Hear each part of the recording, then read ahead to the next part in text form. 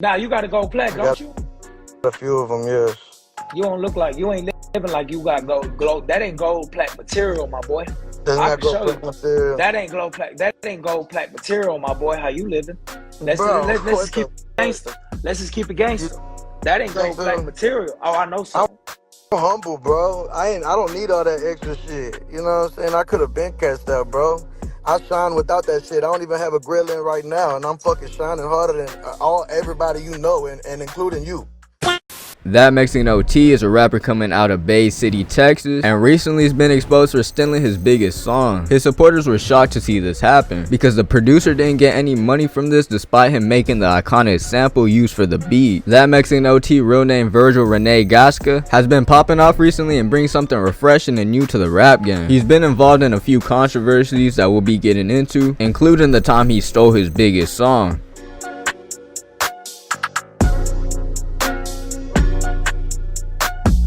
But first, let me tell you a little more about him. Growing up, his parents actually supported his rap career. When he was failing in school, his parents said, "Fuck that school, my son's going to be a rapper." And his pops would even wake him up randomly at the middle of the night, wanting him to rap battle against his dad's drunk friends. The reason why was because he was so good and would violate them every time. Pocket rockin', never missin'. My chopper gon' get your head, then they gon' kiss it. XOXO, kissing and hugging. I ain't worried about a net, I been thugging. Attitude super bad, I ain't me loving. Pull up with a yap on my trigger finger, be tugging.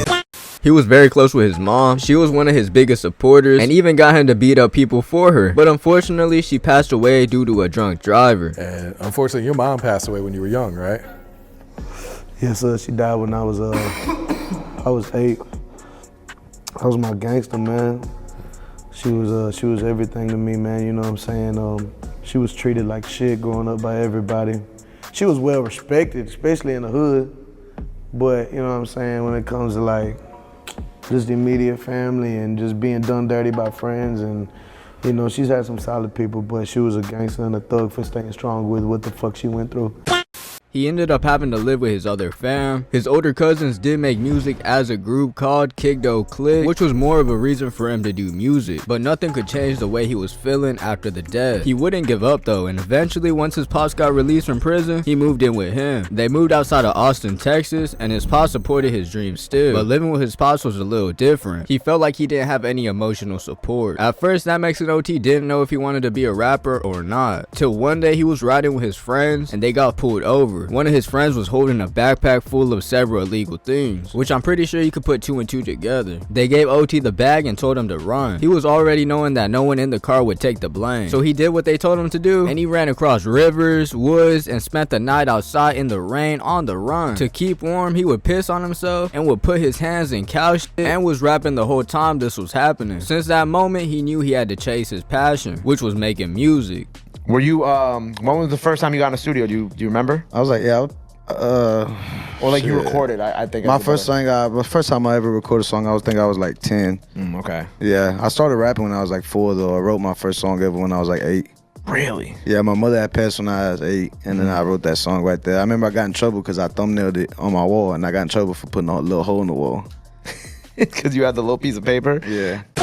A fun fact about that Mexican OT is that sometimes he's local in the area. I don't know what he's doing out here, but it's pretty fire because my homeboy did get a few pictures with him. But that's besides the point. Let's get back into the video. After working and going through the ups and downs of music, he eventually found his style and started getting a fan base. He made a schedule to regularly record at the studio, at first recording on YouTube beats, till he started getting new opportunities. He had producers reaching out because they were rocking with his music. During 2020 and 2022, he dropped 4 projects that helped elevate his career. South Texas Project in 2020, Southside Step in 2021, 100 in 2021, and Nonsense and Mexican Shit in 2022. As he started releasing more and more music, his music was improving. Along with the progress he was making, he would eventually sign to Interscope. Cut the N-word and keep it straight, raza. You ain't black, homie. What the fuck does that even mean? Fuck that nigga. Tell that nigga eat my ass while he jack me off, bro. Nah, fuck no. When that Mexican OT isn't making music, he's probably spending time with his family, hogging, playing video games, doing way better than he was at Cold Night with Piss keeping him warm. He started doing shows and the feedback has been amazing, selling out all his shows, and rapping comes naturally to him due to him doing it so much at a young age in front of his family. His dad waking him up in the middle of the night to freestyle also helped him, because what doesn't kill you makes you stronger. His career has been taking massive steps in the industry since he's dropped his most recent album, and one of the songs called Johnny Dang on the album actually blew up, and you probably heard of it. Brian in the kitchen whipping chicken, kind of bread like kind. Good dog, got a Mexican looking like Johnny Dang. Eat deep muddy water stick, carry my kite.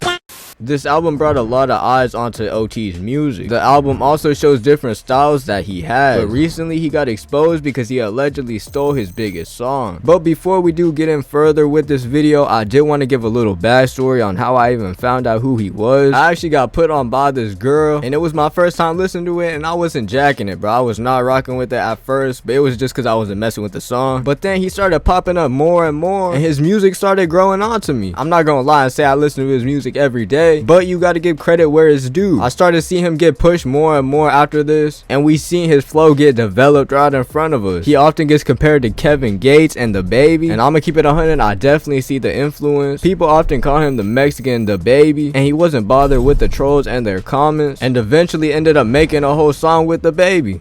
Hey, where he is? Where he is? Point him out. Point him out. Throw his bitch ass in the trunk, show him what the fuck we talking about. That Mexican OT isn't the typical rapper because he wears cowboy hats, diamond grills. He doesn't just get gold chains and flashy clothes. His reason is because he wants to set himself apart. This isn't the only time he's being accused of stealing someone's flow, because he was accused by a rapper that he took his flow. Duke Deuce was the rapper making these claims. Duke basically accused him of stealing his whole style. How you gonna bite a nigga style and hit a nigga with the pump fake?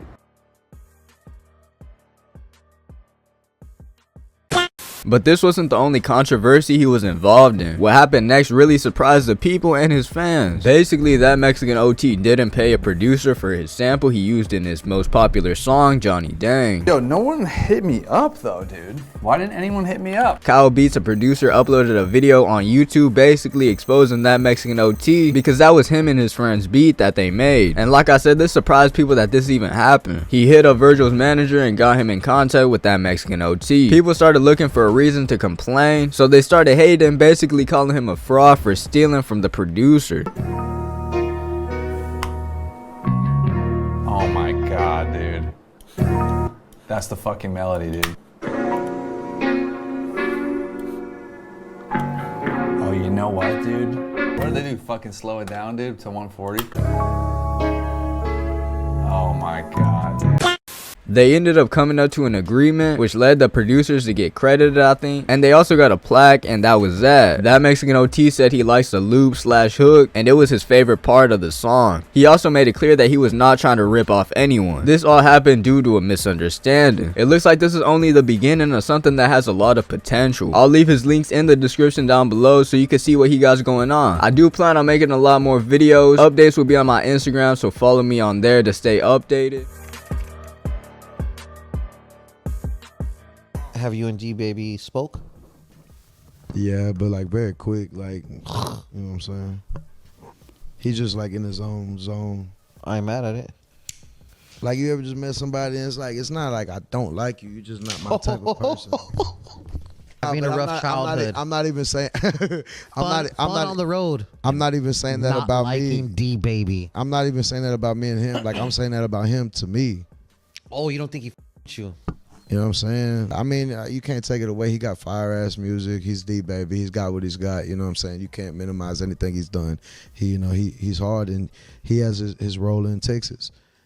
He's made a lot of connections, especially with people like Aiden Ross, Joe Rogan, Bradley Martin. He's pretty much been everywhere on tour with Santa Fe Clan, and he also has been getting praised by SPM behind bars. D Baby is another Mexican rapper from Texas, and according to OT, they don't mess with each other. It's still unknown why he doesn't mess with him. OT seems like a genuine person. It's like so many people hate on him for no reason. He's always getting dragged into some drama, but I guess that just means he's doing something right. Also, I forgot to mention, I'm actually moving spots, so I'm not going to have Wi-Fi, which means I can't make videos, so there's going to be a delay. That's my bad, because I didn't even know this was happening. Kind of last minute, but life is life, and so we ball, bro. We can't do nothing else but get it over with. So I guess I'll really see y'all when I see y'all, which is why I'm telling y'all, follow my Instagram. Tap in, stay in tune, or don't miss out. That's on you. But with that being said, deuces. So from the beginning, that's what you wanted.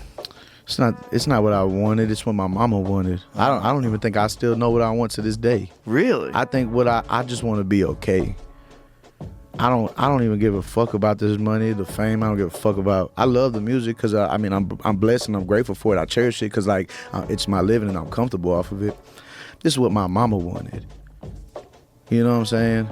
So to this day, you're not sure that that's what you wanted.